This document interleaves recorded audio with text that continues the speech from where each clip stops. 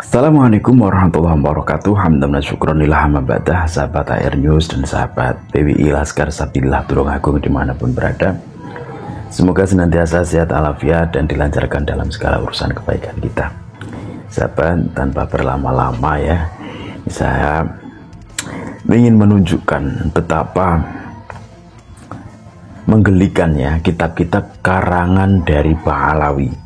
Mungkin bermaksud di situ itu adalah untuk mengunggulkan kelebihan-kelebihan atau karomah-karomah yang dimiliki, akan tapi semuanya di luar akal sehat manusia dan semuanya itu mustahil gitu ya. Oke, tanpa berlama-lama kita simak langsung aja videonya teman-teman ya. Kita simak videonya, kita dengarkan dengan seksama. Kitab karangan Pahlawi Baha'iddawi. Nah, di kitab Ghurarul Baha'iddawi. Keren Kiai. Nggak ada itu selain di dunia. Nggak ada matinya Pak.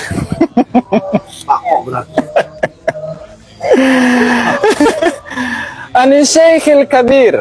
Nah, dari seorang syekh yang besar, Al-Arifis Syahir, orang yang ahli ma'rifat, yang terkenal, Abdurrahman bin Ali bin Abi Bakar. Ini lagi-lagi kepada putranya Habib Ali bin Abu Bakar As-Sakron. Putranya Habib Ali bin Abu Bakar As-Sakron, leluhurnya Habib Muhammad Syihab yang di sini nih. yang di Indonesia nih, Muhammad Syihab, dengerin. Kalau sami'tu walidi, di mana beliau ini Habib Abdurrahman mengatakan ya, saya mendengar bapak saya itu mengucapkan inna ruhas sayyid asy-syekh al-faqih az-zakiyah Muhammad bin Ali al-faqihul muqaddam ma takhruju minhu aslan. Bahwasanya rohnya faqih muqaddam Muhammad bin Ali Ba'lawi itu tidak pernah keluar dari jasadnya sama sekali itu, Beb. Bakok berarti. Beb, Muhammad Syihab nih, dengerin, Beb. Tuh, leluhur antum tuh, Beb. Abadi. Hidup selamanya.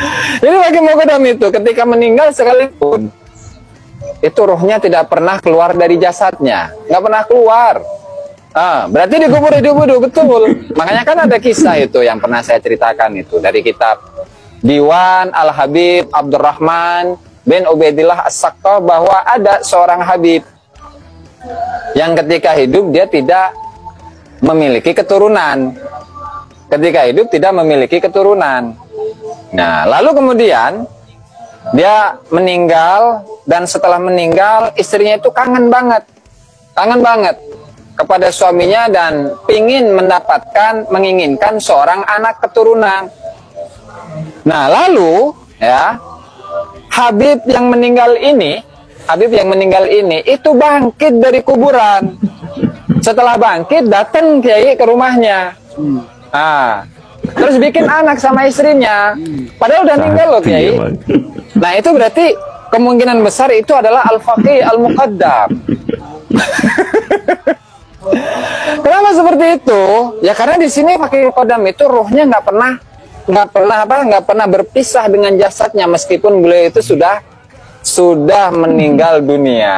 Maka ketika bangkit ya bisa saja itu. Ada kayak gitu, kayak di kitabnya ada itu.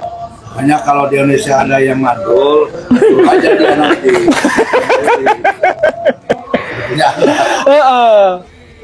Masih bisa ngaceng ya, itu masih bisa, buktinya jadi anak kok. Buktinya jadi anak dan binnya itu kepada bin mayit gitu. Ada kitabnya itu Kiai, udah pernah kita angkat juga itu. Jadi kalau misalkan dari teman-teman atau dari teman-teman ini punya teman-teman yang mandul, udah suruh aja itu pakai muqaddam untuk membuat anak. Nah, mudah-mudahan bisa begitu kan. Luar biasa ini. Masyaallah, la ilaha illallah. Nah, ini terakhir nih ya, karena ini malam Jumat ini. Ya, malam Jumat. Nah, ini terakhir 126 127. Nah, ini terakhir.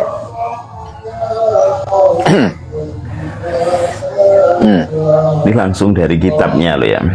Ini adalah salah satu keutamaan, salah satu kelebihan dari Turbat Zambal atau pemakaman ya, kuburan Zambal. Ada. Apa itu? Itu dituliskan dalam kitab Ghurarul Baha'idhawi. Ya, dan di situ keterangan yang diriwayatkan oleh Syekh Abdullah bin Abdurrahman Bawazir dari Habib Muhammad bin Hasan Al-Muallim, dari Habib Abdurrahman bin Muhammad bin Ali, atau yang dikenal dengan Habib Abdurrahman As-Saqaf. Ya, Habib Abdurrahman As-Saqaf ini mengatakan, fi turbat tarim samanuna qutbat.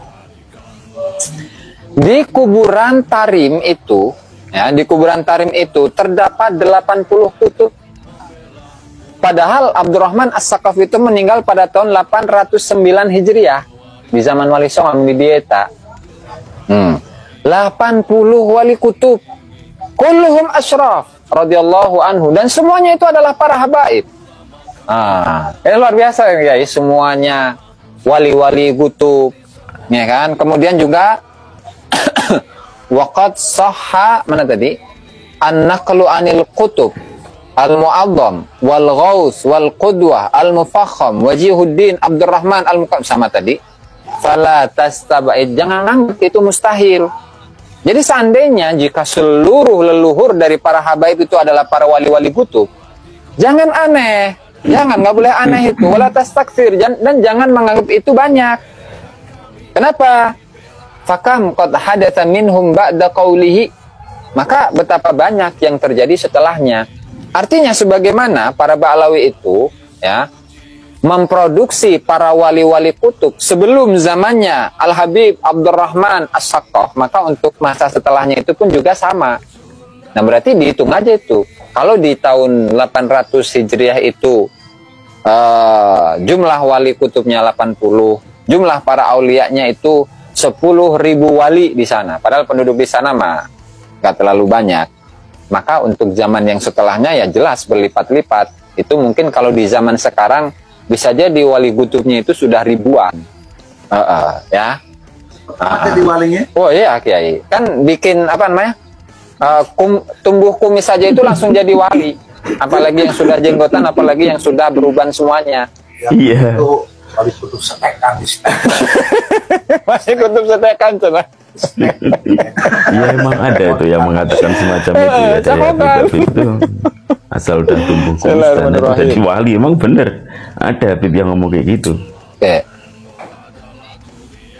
Jadi wali kutubnya banyak, abdalnya banyak, autatnya banyak, asfiya, nujaba, nuqaba, umana, ruqaba, solihin. Oh, semuanya sudah penuh dengan wali-wali yang seperti itu, yaitu untuk keluarga Ba'alawi sendiri. Belum lagi dari keluarga yang lain. Tapi ingat, kalau dari keluarga yang lain nggak bisa itu untuk menyaingi Ba'alawi, nggak bisa. Dan jangan pernah harap kalian itu yang selain Ba'alawi bisa menandingi para Ba'alawi dalam kewaliannya, dalam keilmuannya, dalam segala-galanya.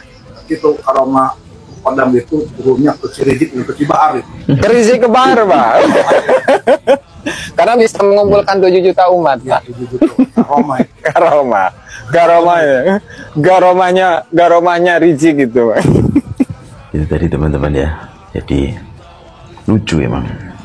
Pak Alawi ini kitab-kitabnya juga lucu, penuh dengan dongengan yang nggak masuk akal sama sekali.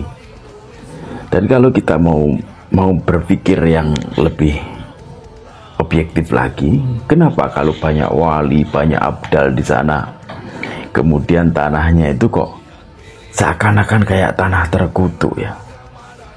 Perekonomian juga tidak bisa maju, kemudian perang sampai sekarang, dan di sana itu Yaman saat ini ya, itu adalah negara termiskin ke-10 di dunia. Itu nyata loh, bukan saya mengada-ngada, saya mencari faktanya ada. Kalau sampean yang punya otak juga dipakai mikir, kalian bisa searching di Google. Kecuali kalau otak untuk pajangan aja kayak Mukibin itu otaknya nggak pernah kepake. juga bisa mikir dia. Oke, terima kasih. Wallahul muwaffiq ila aqwamit thoriq. Assalamualaikum warahmatullahi wabarakatuh. Salam NKRI.